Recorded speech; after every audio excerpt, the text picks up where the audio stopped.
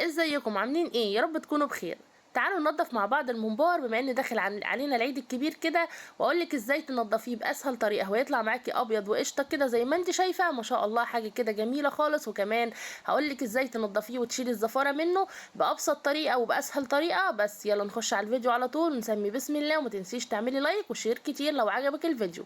معايا هنا كيلو من الممبار، هبدا ان انا انضف او اشيل من عليه الدهن اللي هو الابيض ده اهو كده زي ما انت شايفه كده. هنضفه كويس جدا، وكمان على قد ما تقدري ان انت تعملي بالراحه علشان خاطر ما يتقطعش منك او ان هو يبقى مخرم منك كده.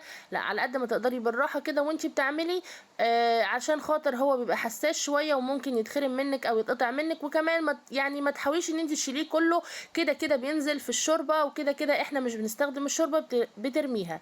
تعالوا بقى نقلبه. معاكي هنا اي معلقه خشب، اي معلقه الومنيوم يكون طرفها طويل قوي كده، او اي مسن بتاع السكاكين عندك. انا كان عندي المعلقه الخشب دي وقلبت بيها كده. بتجيبي الطرف وتتنيه شويه عشان خاطر يتقلب معاكي، وتدخليه من جوه مع المعلقه كده، وبتبداي ان انتي يعني تقلبيه كده او تسحبيه كده، هيتسحب معاكي، وتبداي ان انتي ترجعي تقلبيه كده، هيتقلب معاكي بكل سهوله. معايا واحده تانية اهي، ولو عندك كميه 10 كيلو هتقدري ان انتي تعمليها بكل سهوله وفي وقت بسيط جدا وباسهل طريقه اهو.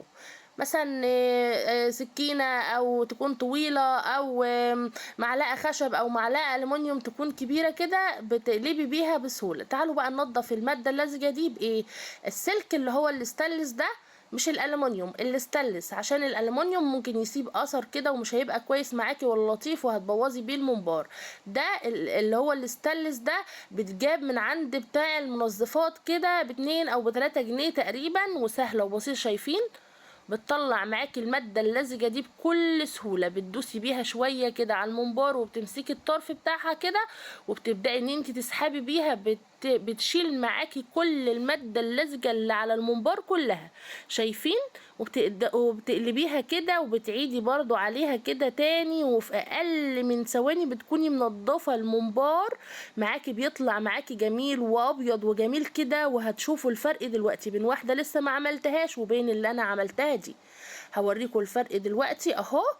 شايفين الفرق بين اللي انا ما عملتهاش صفرة ازاي، واللي انا لسه عاملاها بيضة ولسه ما غسلناش خالص اي حاجة؟ انا بس بوريكم بين اللي لسه ما اتعملتش واللي احنا عملناها بالسلك، ابيضت وجميلة ومش عليها اي مادة لزجة خالص. وهبدأ انضف معاكم واحدة كمان وتشوفوا اهو. بتجيبوا الطرف كده وبتمسكوا السلك، وطبعا كل شوية بتغسلوها.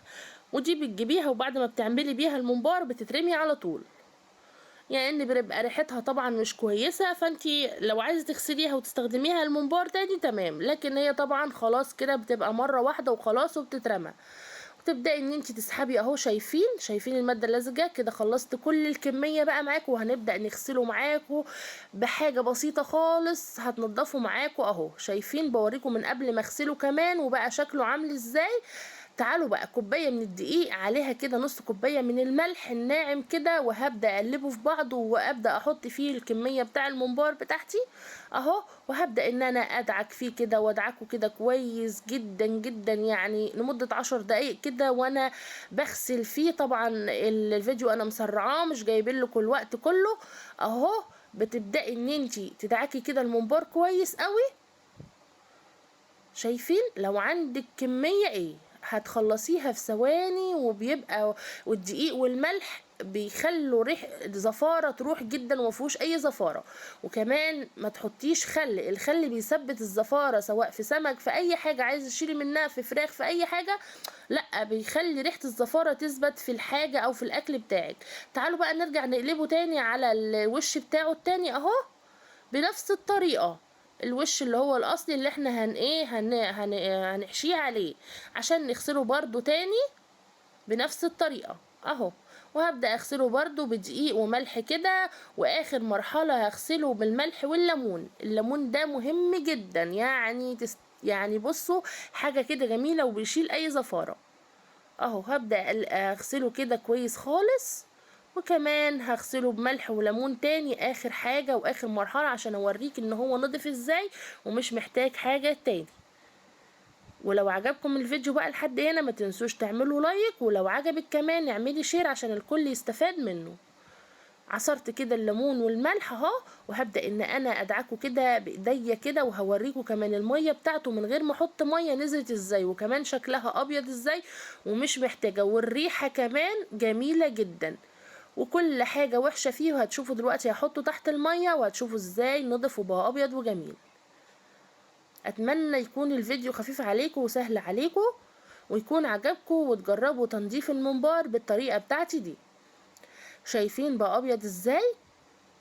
ما شاء الله عليه، حاجة كده سهلة موجودة عندنا في كل بيت، هتقدري تنضفي بيها الممبار ومش هتحتاجي ان انت تجيبيه جاهز ولا اي حاجة، يعني نص ساعة بالكتير او ساعة هتكوني منضفة الممبار بتاعك بطريقة سهلة وبسيطة خالص، وبحاجة موجودة عندنا في المطبخ مش هتكلفك كتير. والسلام عليكم ورحمة الله وبركاته.